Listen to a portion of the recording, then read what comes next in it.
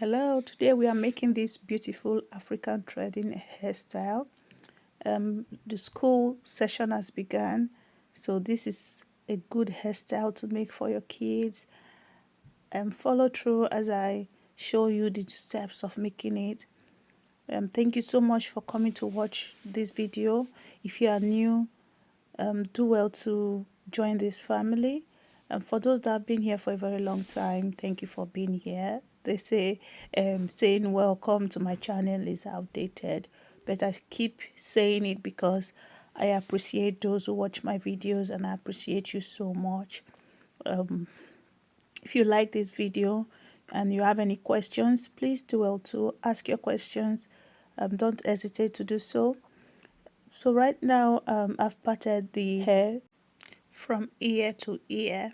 I'm just trying to make it look very neat so that when I'm ready to start making the African threading hairstyle, it will come out very beautifully.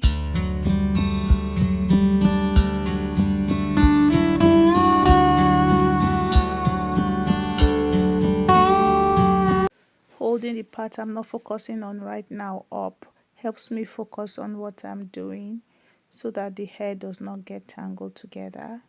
Now I'm creating a path at the back of her hair that looks like an inverted V. It divides the hair at the back into 1/3. So 1/3 of the hair is cut that way, and I applied some oil to keep the moisture in while I thread the hair.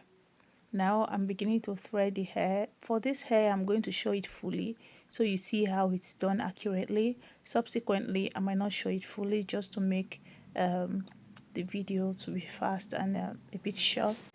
I made a video of how I make our hair oil. It's a very short video.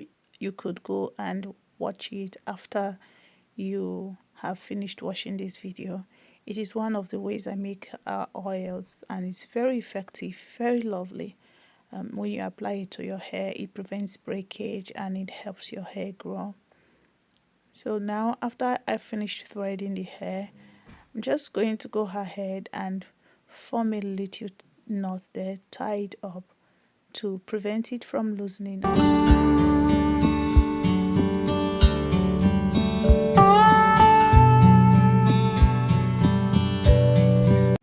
The first part was on the right.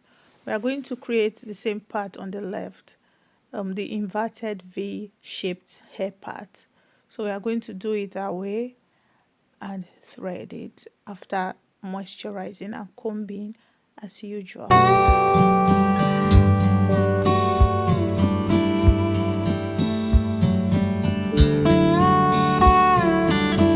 At this point, you might be wondering what I'm using to thread it.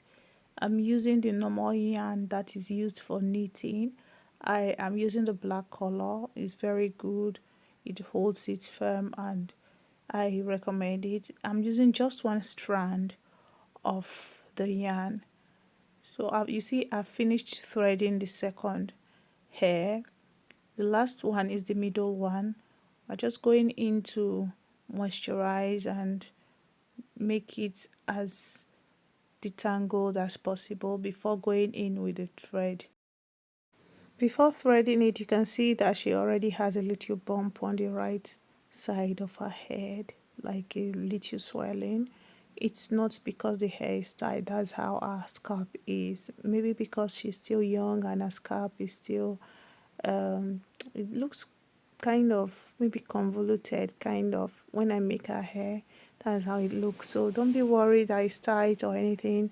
That is how it usually is. I'm used to it. At first I was a bit worried about it. The first time I made her hair and I saw it, I was like, what is this? Why is it swollen? Is it too tight? But when you touch it, it's very soft and it's not tight at all. Okay, don't be worried. While making the hair, I asked her if it was okay. She said it was very okay, mommy. I don't feel anything, no pain, nothing. She was very comfortable all through. So please don't be worried about it. It's just a scalp. I think she has a little excess soft scalp around that area that makes it look like is swollen. I'm just concerned that some persons might start thinking it's tight. It's not, okay?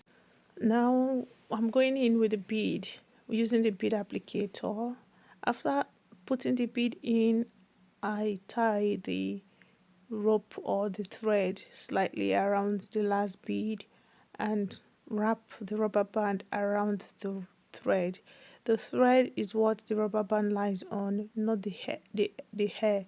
So it makes the hair stay protected without being damaged by the rubber band or anything.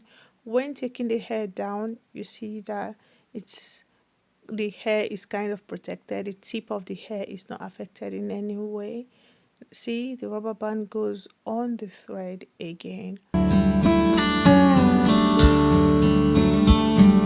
The next part is going to be a small part that is going to go from the center of the head towards the ear. We're going to start from the right hand side. This is going to be cornrows mixed with African threading. If you don't know how to do cornrows, you could just look at my fingers and follow through. It's just like going from left to right, and adding a little hair to it behind it. It's very simple, very easy. So I'm taking my time to show this video in case there's someone out there that doesn't know how to do cornrows and you've not seen someone do it before. Or maybe you've seen someone do it before but you've not been able to grab it. You can go over this over and over again and you learn it and you get used to it, okay? So this is how you do cornrows. After I finish doing the cornrows, you'll see that I'm going to just add it up together and tie it up as shown in the video.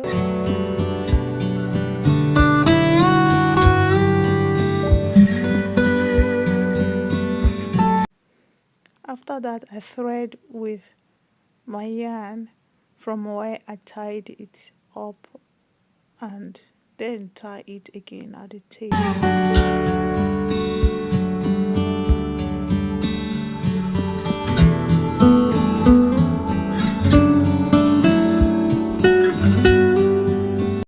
We are going to do the same part that we did on the right, the same tiny part that we did on the right. We are going to do it on the left, and this time we're also going to do cornrows on the left.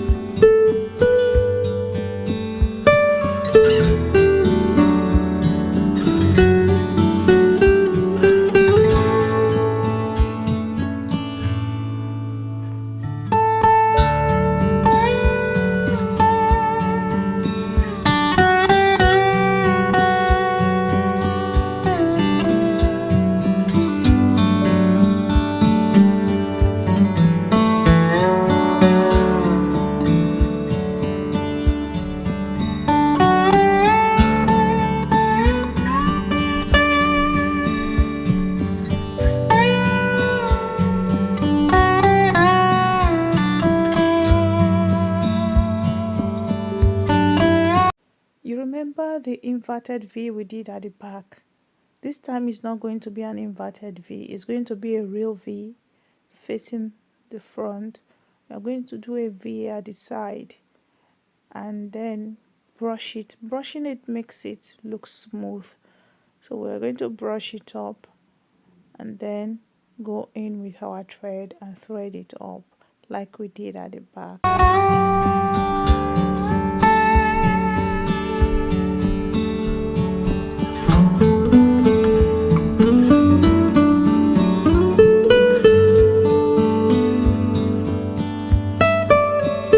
We've done the left hand side. Now we are going to do the threading of the right hand side. Now I'm trying to just make it short. I'm not showing the whole threading process, okay? Just thread it.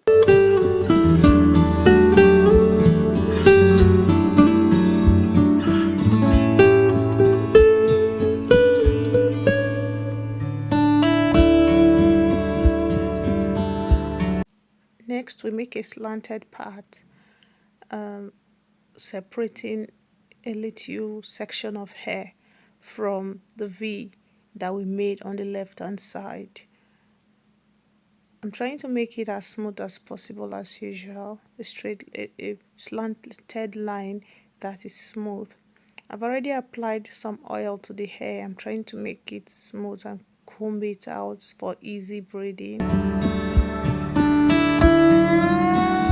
I'm also going to cornrow it like I did for the one that I started from the middle of the head to the ears on both sides. Follow along as you see me braid the hair. Cornrowing your hair is very easy, it's not difficult at all.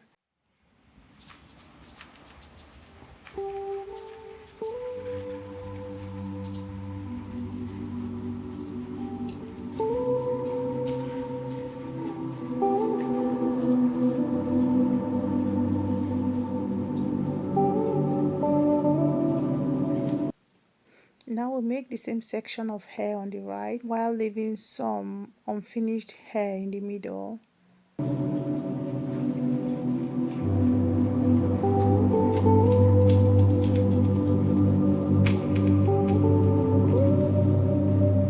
Now let's braid like we did for the one on the left.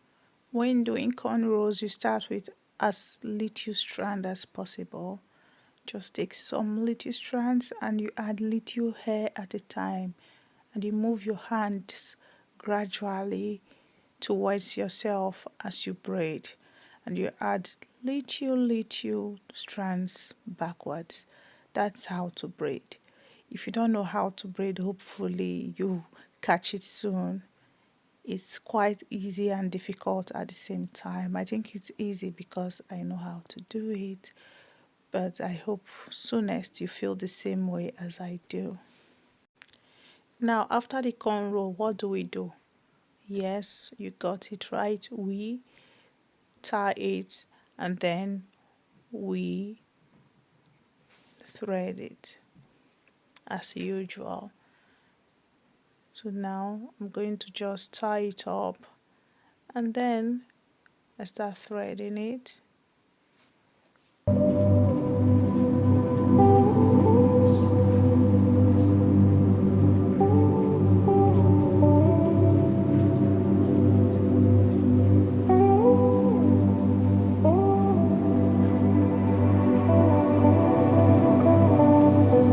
This is the last section of hair. You already can guess what we are going to do with this one, I believe. I'm just trying to prep it and make it as soft as possible, well detangled and well brushed before I go in with my thread, as you already know. So this is it. I try to make it as short as possible. Now I'm just going to go ahead and tie the tip as usual. After tying it, guess what next we are going to do? Do you know? Maybe you got it right. We are going to start putting the beads, then you see how beautiful this hair turns out to be. If you've watched to this point, that means you've been invested in this video. I hope you've learned something. Please do well to subscribe and like this video. Let's see how this hair turns out to be.